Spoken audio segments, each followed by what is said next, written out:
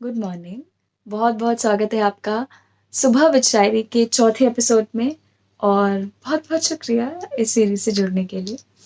कल हम लोग बात कर रहे थे कि इस दुनिया को सेल्फलेस हेल्प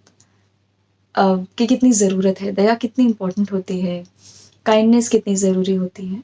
मगर साथ ही ध्यान देने योग्य बात ये है कि बहुत सारे लोग ऐसे होते हैं, जो बहुत छोटे-छोटे काम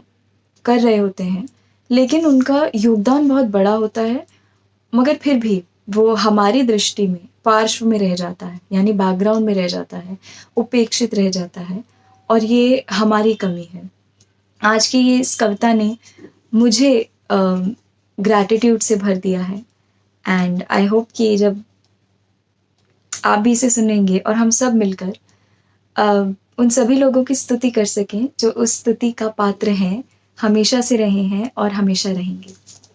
आज मैं आपको सुना रही हूँ स्तुति, लिखी है अशोक वाजपेयी जी ने। पुस्तक का नाम है खुल गया है द्वार एक। मैं स्तुति करना चाहता हूँ उसकी जो दस्तक दे रहा है दरवाजे पर, सुबह सुबह दूध के पैकेट्स और अखबार देने के लिए,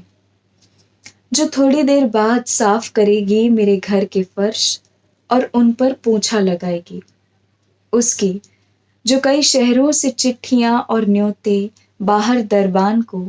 तेज दोपहरी में मेरे लिए दे जाएगा,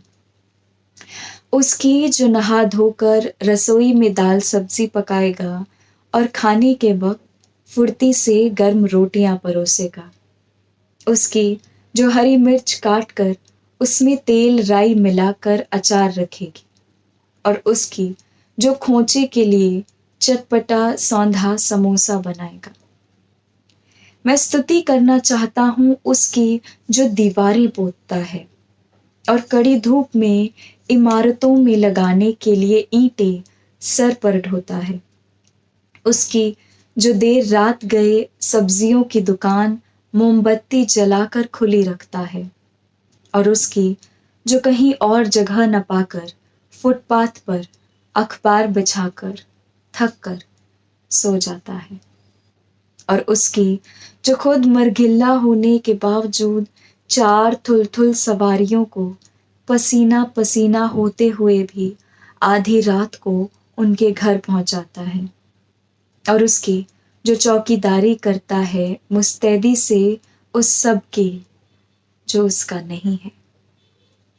और उसकी जो क्यारियां गोड़ते गोड़ते अलसाकर चिड़ियों की चहचहाट के बीच किसी पेड़ की छाया में सो जाता है,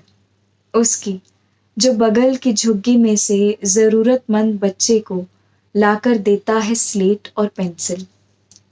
मैं स्तुति करना चाहता हूँ उन स्त्रियों की जो आकर मसाला कूट कर बरनियों में भरकर रख जाती हैं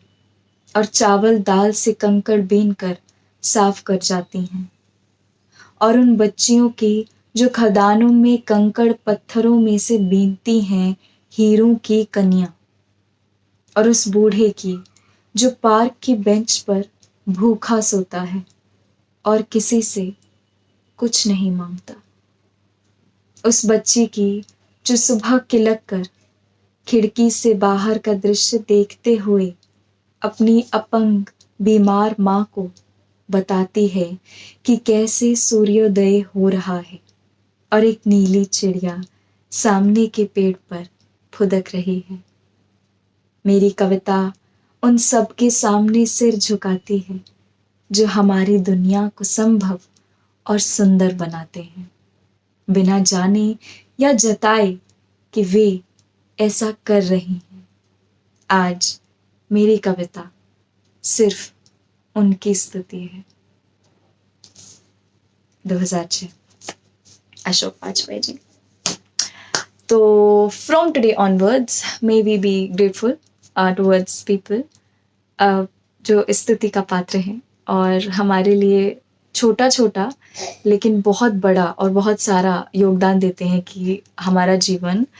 चलता रहे स्मूथली और ये जो दुनिया है, जैसा कि वाजपेयी जी ने लिखा, सुंदर और संभव बनती रहे। That was all from me and Ashok Vajpayeeji's diary. Until agli subha, stay high on shairi. Bye bye.